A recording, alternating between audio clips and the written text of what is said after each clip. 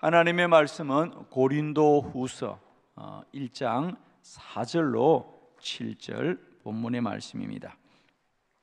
환난 중에 얻는 은혜입니다.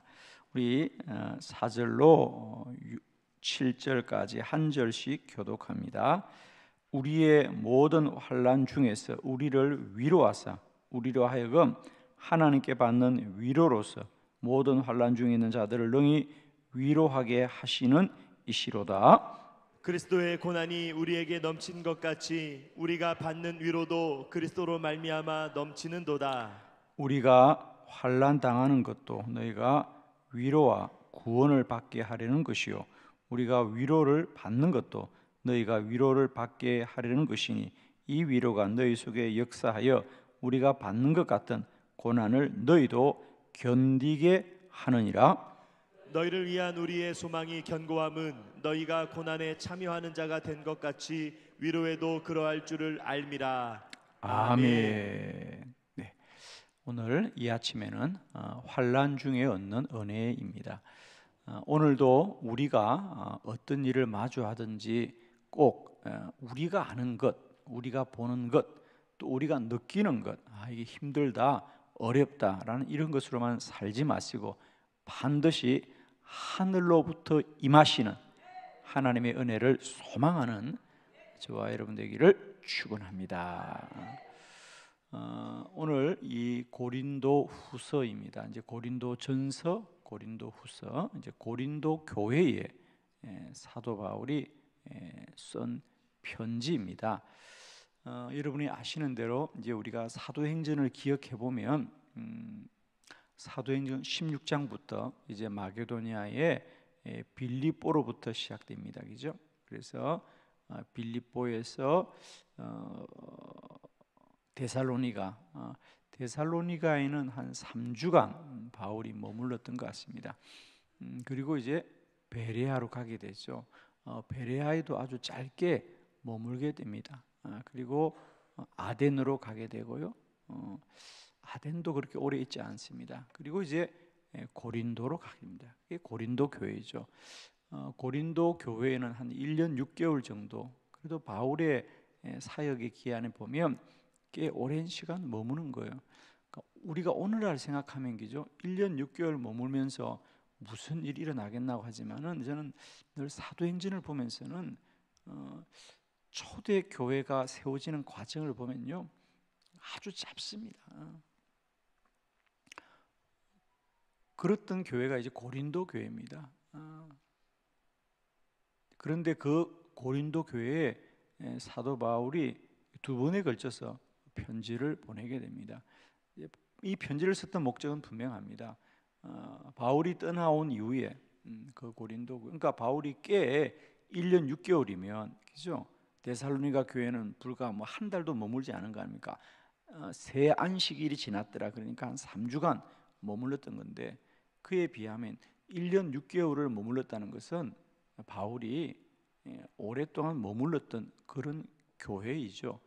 그런데 그런 교회가 서로 교회 안에 서로 성도들 간에 갈등이 생기고 그래서 서로 나누어집니다. 그죠? 이렇게 어느 파다 이런 파다 나누어졌다는 거죠. 그 일에 대해서 바울이 교회가 무엇인지 또 주님의 부활에 대해서도 특별히 많이 이야기합니다. 자, 이것이 그들에게 환난이라는 거죠. 그러니까 지금 우리 고린도 교회가 가지는 환난은 가장 큰 것은 서로 나누어지고 서로 성도들이 갈등을 겪는 거죠. 그런데 바울은 이제 뭐 여러 가지 얘기하면서 오늘 본문은 그 환난, 그 어려움 중에도 사람은 사람에 대하여 서로 어렵지만 꼭 기억하자. 오늘 본문을 읽으면서 여러분 가장 많이 반복됐던 단어가 뭐죠? 위로입니다. 위로라고 하는 단어가 얼마나 많이 나오는지. 그러니까 사람은 다투고 서로 이렇게 나누어지니까 그죠? 나는 바울파다. 뭐 이렇게 서로 나누어지니까 파가 서로 대립하고 반목하고 이럴 거 아닙니까? 그런데 하나님은 우리를 위로하시는 하나님. 저는 오늘도 하루 우리가 살아가면서 우리도 역시 사람을 만나고 또 사람과 함께 살아갈 겁니다. 그러나 그리스도인은 그것이 전부가 아니라는 거죠. 오늘도 환난 중에 은혜가 있습니다. 그렇죠? 그러니까 우리가 사는 것은 환난이에요. 그러나 성도는 그 삶의 현실과 사실을 뛰어넘어서 하나님이 주신 것을 소망하는 사람들이거든요. 오늘도 기억합시다. 바울은 서로 나누어지고 그래서 서로 반목하고 서로 갈등하는 그들에게 사람은 그렇게 나누고 서로 분열하지만 이런 환난 중에도 하나님이 우리에게 베푸신 은혜가 있습니다. 자, 환난 중에 얻는 이 은혜를 우리가 함께 깨닫고 오늘도 하루 살아가면서 여러분 이제는 우리가 내 귀에 들리고 내 눈에 보이는 사람을 뛰어넘어서 우리 안에 행하실 하나님의 은혜를 소망하면서 오늘도 믿음으로 나아가는 저와 여러분 되기를 축복합니다. 하나님이 살아계시고 하나님이 우리와 함께 하시고 하나님은 오늘도 뜻을 정하여서 우리를 이끄시는 줄 믿습니다. 환난 중에 얻는 은혜입니다. 첫 번째, 우리가 환난 중에도 소망하게 된 은혜는 뭐냐? 위로를 얻게 한다는 거죠. 그죠? 고린도후서 1장 4절에 한번 합독해요. 시작.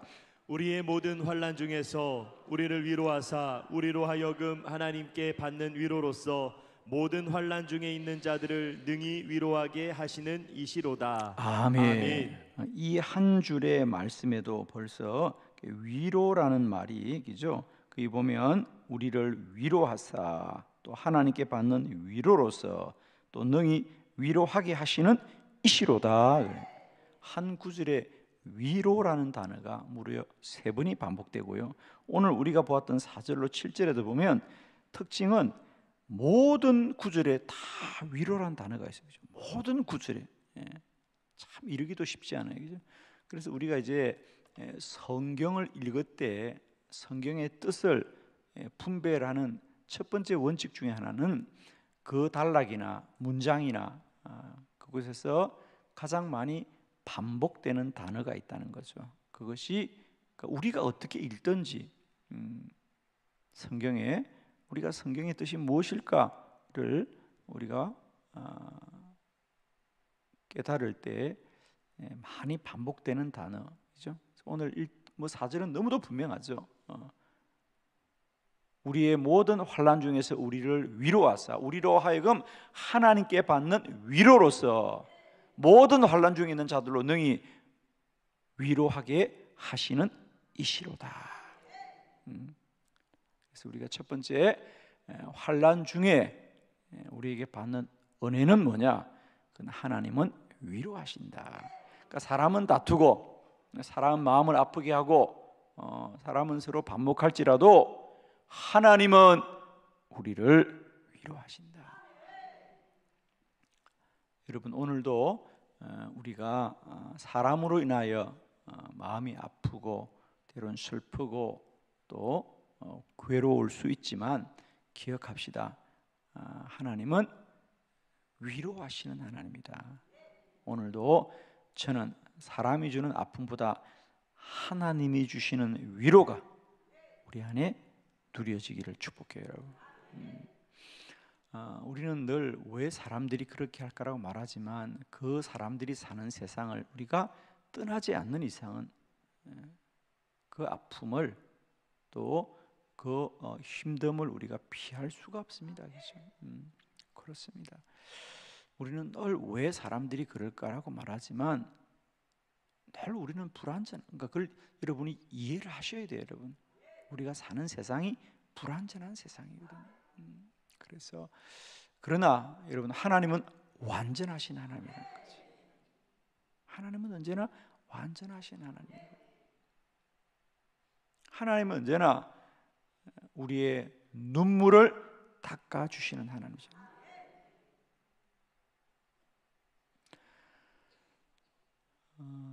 특별히 이거 기억하시면 좋습니다.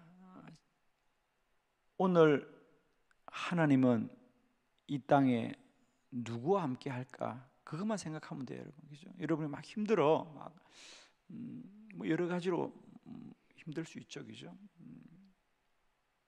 그러나 여러분 이걸 꼭 생각하면 돼요. 그러니까 하나님은 지금 이 시간 누구와 함께 하겠냐는 거죠. 그러니까 우리는 저 사람들은 아무 문제도 없고 어려움도 없고 아무 힘들 것도 없던 사람이 부럽죠, 여러분. 그죠? 부럽잖아요. 나는 왜 이럴까? 나는 하루도 문제가 끝나지 않고 나는 왜 내게는 이런 힘들고 어려운 일이 자꾸 생길까? 마음이 상하지만 한 가지만 생각하면 돼요, 여러분. 그런데 만일 하나님이 계신다면 하나님은 저 문제도 아무 문제도 없고 편안히 사는 저 사람하고 함께 할까? 맨날 눈물 흘리고 우는 그 우는 사람과 함께 할까? 하나님은 누구와 함께 할 것 같아요?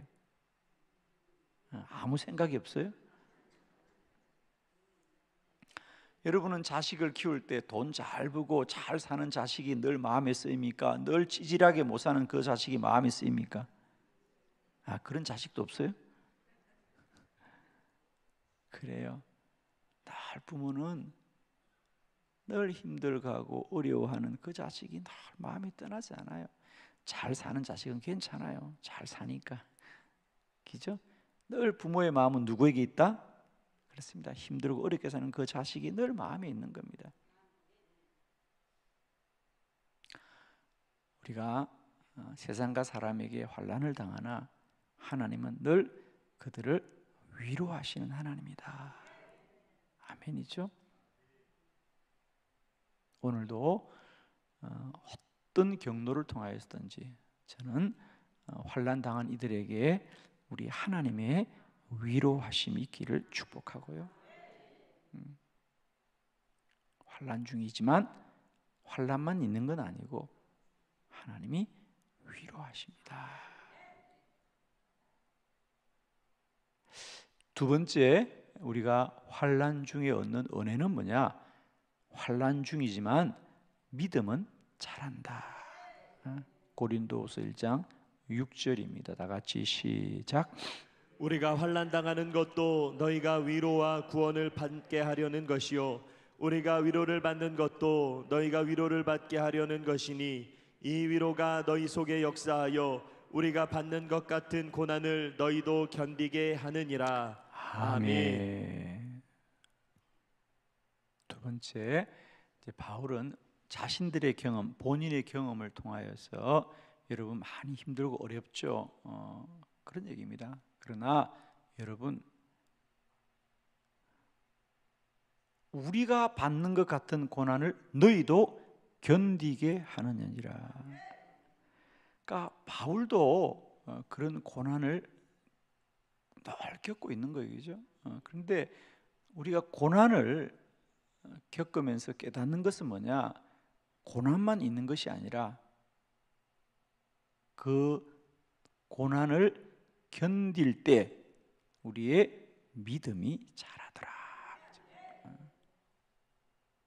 고난만 있는 게 아니에요.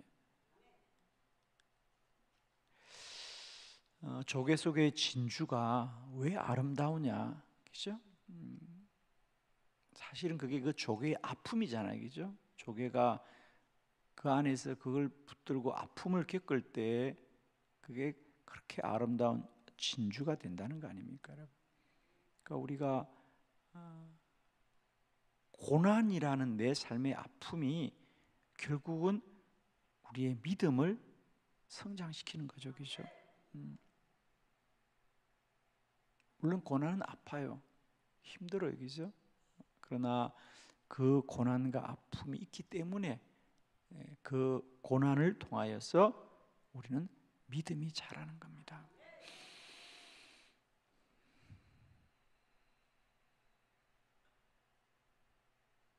오늘도 고난은 참 힘들어요, 여러분. 그죠? 고난을 누가 고난은 참 좋은 거예요. 아무도 말할 수 없어요. 그러나 꼭 기억합시다. 이 고난이라는 삶의 힘든 시간이 그저 힘든 시간으로만 지나가는 것이 아니라 그 시간을 통하여 우리의 믿음이 자라게 한다는 거죠. 운동하면 몸이 건강해진다 라는 생각을 누가 모르겠습니까? 운동하면 몸이 건강해져 라는 사실이에요. 그러나 몸을 사용해 운동을 한다는 것은 수고스러운 거거든요. 땀을 흘려야 되고 시간을 보내야 되고. 저는 우리 인생도 마찬가지로 생각해요. 고난이 내 믿음을 자라게 한다는 생각은 누구나 가져요. 그러나 그 고난의 현실 속에 서는 것은 쉬운 일이 아니에요. 그죠? 우리가 몸이 건강해지는 것도 그냥 생각으로 건강해지는 것이 아니라 우리 몸을 쓰고 사용하는 수고가 있고 땀이 흘려야 건강해지듯이 우리 믿음도 그래요. 늘 성경 공부 통해서 고난을 통하여 믿음이 자란다, 이 지식을 공부한다고 믿음이 자라는 게 아니에요. 고난이라는 삶의 현실 속에서 뒹굴고 다투고 싸우고 믿음으로 기도하면서 그 시간 속에서, 고난이란 현실 속에서 그 아픔을 통해서 믿음이 자라는 거지. 아마 여러분 생각으로는 누구나 그래, 고난이 유익이다 라고 다 생각은 할 수 있어요. 그러나 그 고난의 현실 속에 서는 것은 결코 쉬운 일이 아니에요. 그죠? 그러나 믿음은 언제나 지식으로 자라는 게 아니고요, 삶으로 자라는 거예요. 몸으로 자라는 겁니다. 몸으로 자라는 거예요. 그래서 오늘도 우리는 이 고난이라는 현실이 참 힘들고 어렵지만 우리가 견디고 살아갑니다. 그러나 그 견딤을 통하여 믿음이 자란다.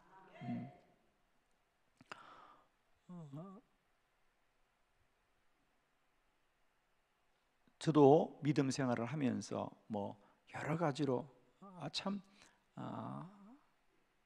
힘든 시간들을 많이 보내면서 저는 한 번도 내게 이런 고난이라면 고난, 어려운 시간이면 어려운 시간이 왔던 것을 제가 원망해 본 적은 정말 없습니다.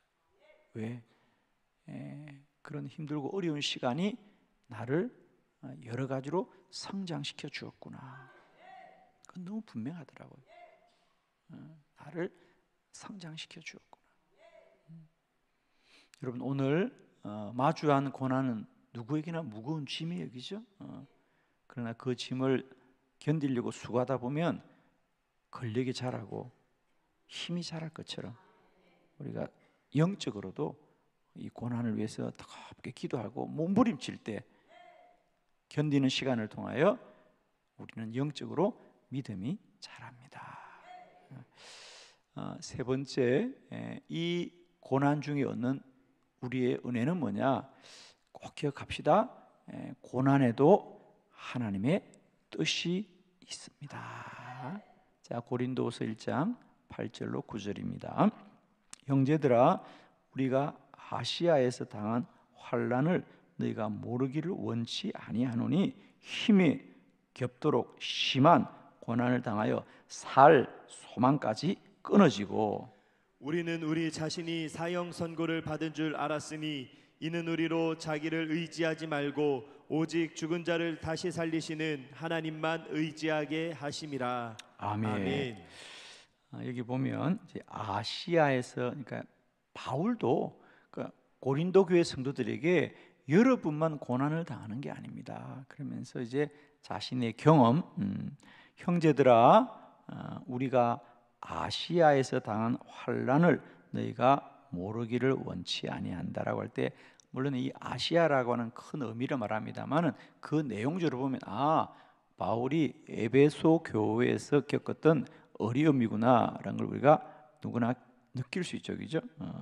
우리가 사도행전을 보면 사도 바울이 에베소 교회에서 신상을 만드는 사람들이, 바울이 복음을 전하고 이제 신상이 다 의미가 없다, 우상을 숭배하지 말라고 하자 오히려 그들은 자신의 생업이 달려 있으니까 사람들을 선동해서 바울에게 소요를 일으켜서 바울을 힘들게 하고 뭐 죽이려고 했죠, 그죠?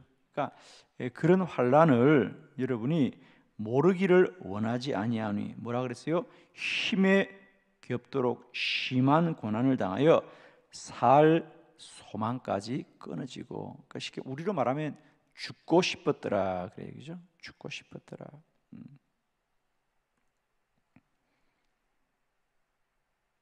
그래서 9절에 보면 뭐라 그래요? 참, 우리는 우리 자신이 사형 선고를 받은 줄로 알았으니, 죽는 줄 알았다는 겁니다. 이제 야, 이게 끝이구나.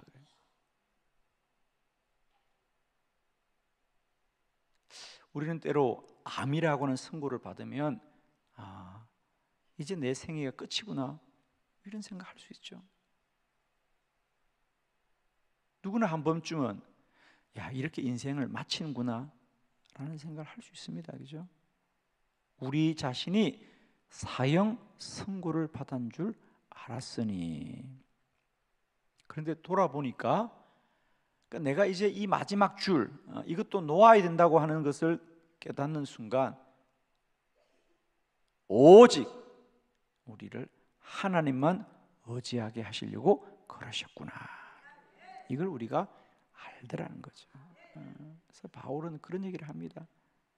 결국 우리가 사람과 세상으로부터 어림을 당할 때마다 우리가 붙잡아야 될 것은 세상과 사람이 아니라 하나님만을 의지하게 하시려고 그러는구나.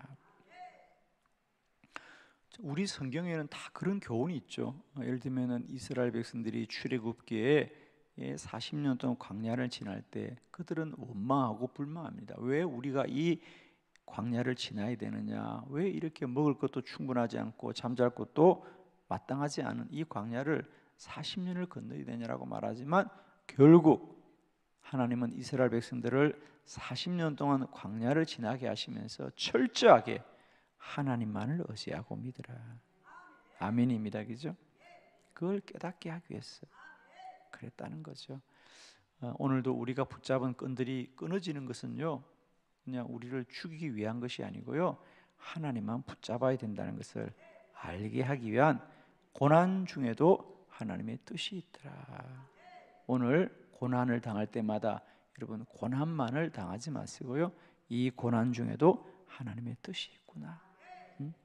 그리고 오직 오늘도 세상과 사람 속에 사나 세상과 사람으로 살지 마시고 그 환난 중에도 하늘로부터 임하시는 하나님의 선하신 은혜를 소망하며 주를 바라보고 달려가는 저와 여러분 되기를 축원합니다. 기도 드리겠습니다.